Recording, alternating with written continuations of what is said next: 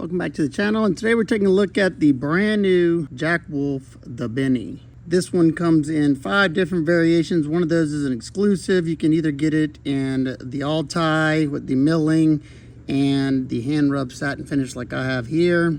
Also comes in Mars Valley fat carbon with a belt satin blade and black DLC hardware. They have one with White Storm fat carbon with a stone wash blade and blasted hardware. They also have one with Arctic Storm fat carbon, belt satin blade, and polished titanium hardware. And the last is the DLT exclusive and Ultim covers, dark blasted and tumbled hardware with a black wash DLC tie frame. They all definitely look really nice. I like the overall size of this one, coming in at 7.54 inches with a 3.25 inch clip point blade of CPM S90V steel, hardened from 60 to 61 HRC. And I've had great results with their S90V in performance. This one has a nice attractive top swedge, which you usually see on the Laney's clip point. And I'm usually not a clip point fan. However, you should have enough straight edge to do in-hand cuts rather easily. You could use that belly to do drag cuts. You're not gonna be able to use that tip to do drag cuts because it's just a little too high up like that. But that belly is also going to help you do finesse cuts if you need to do some light cutting around something. You have a fuller on both sides of the blade that can be used for deployment. That swedge doesn't come all the way down to the tip, so you have a very robust tip there. So if you needed to do a little twist and turning, you should be able to do that. Pretty sure this is the only version with the hand rub satin blade, so if that's what you're looking for, you'd have to go with this one. You have a good sharpening choil that should give you a good bit of sharpening light before it'll widen up at the heel right here. There is jimping up top that is very effective. Wouldn't have hurt to come out a little bit further, and I would have loved to see some fine cut jimping there, even though this one performs perfectly fine. And I also like this flat portion on the ricasso right here. It allows you to choke up, so if you need some control, you can choke up right up to that edge, and that also will help prevent you from falling into the sharpening choil right there when you're going to cut something. Now this one has a deep hollow grind that thickens up toward this tip right here for just some added strength up in the tip area, and it's not going to be as thin and slicey as some of the slip joints, even the slip joint in the same configuration, but it should still slice really well. Let's find out.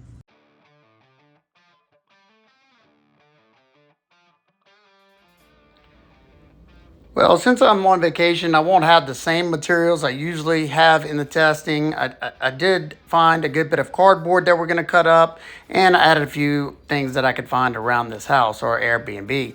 The knife came really sharp out of box. It is slicing very well, but I forgot how hard it is to hold on to the cardboard if I don't have my little gloves on. The ones I wear have those little grips on them. But yeah, so far so good. Slicing very well. I know their S90V performs really good as it is. So I'm just doing this because I enjoy doing it for y'all, and I know some of y'all love to see it. But I expect it to do great all the way to the end. And like I said, we got probably double or maybe even triple the cardboard that I normally cut. But I'm also without some sisal rope and a lot of the other stuff. So hopefully that makes up for it. We did cut a lot longer than I normally do for these testings. So constant cutting the whole time. And yeah, that hollow grind is still nice and thin. Not as thin as the slip joints, but perfectly fine for your day-to-day task. And it'll be a little bit tougher. You know, being that it has a lock, you might use it a little bit harder. I know I tend to use my locking folders harder than I do my slip joints for sure. And that's what I'm trying to do here.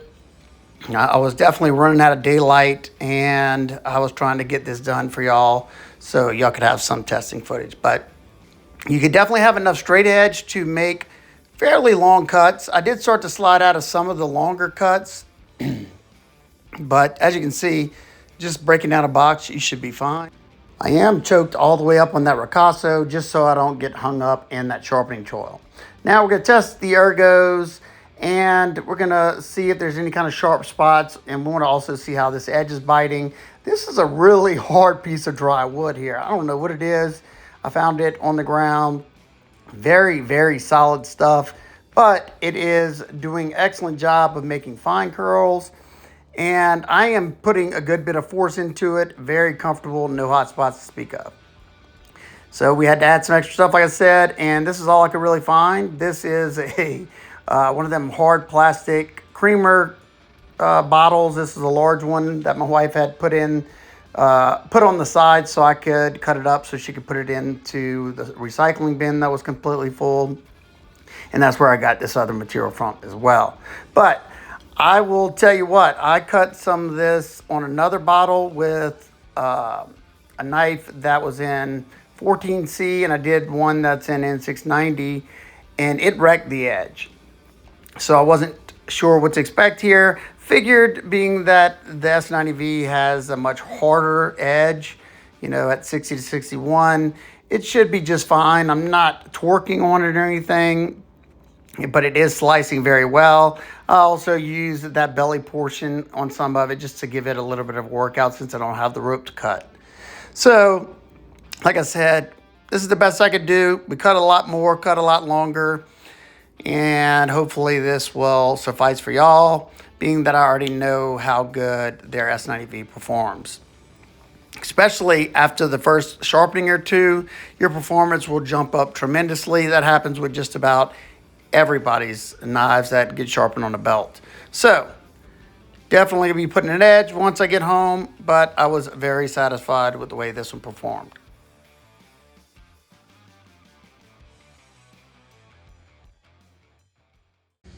Now let's take a look at the deployment and action of this knife. If you hear some background noise, sorry, I'm doing this outside, still on vacation. So this one has a front flipper, as you can see, and you have the fuller that you can use for deployment. It is riding on ceramic bearings with a ceramic detent ball, and it has a very well-tuned detent. I'm not going to use my thumb because I have a cut on my thumb from using another front flipper, but you can do the reach around if you like. The jimping is grippy enough, and even though it's not a fall shut, at least mine's not a fall shut, it's more because of that blade is a little bit lighter. And whenever I go to use the fuller for deployment, I got to make sure I bury my fingernail in there.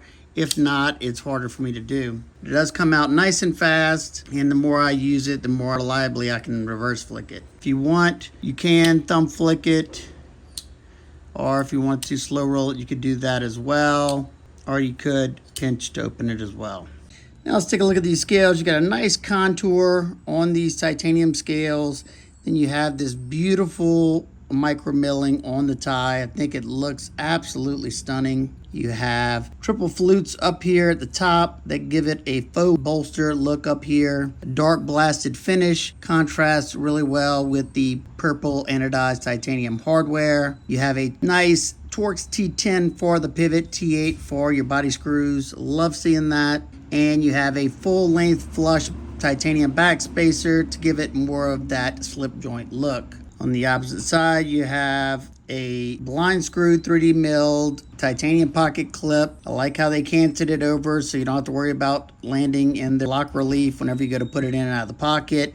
It has good spring to it. Goes in and out of my pocket nicely. However, I would have liked to see a little flat spot underneath the pocket clip right there, just so this wouldn't become a pocket shredder over time. You do have a hardened stainless steel lock insert, and the centering on my knife is right down the pipe. The lockup of my knife, I'd say, is around 30, maybe 40% or so. Access to the lock bar is pretty good. Even though it's flush with the show side scale, they have those chamfers on both sides just to where I can put my thumb in there and I can easily move it over. Not hard at all for me.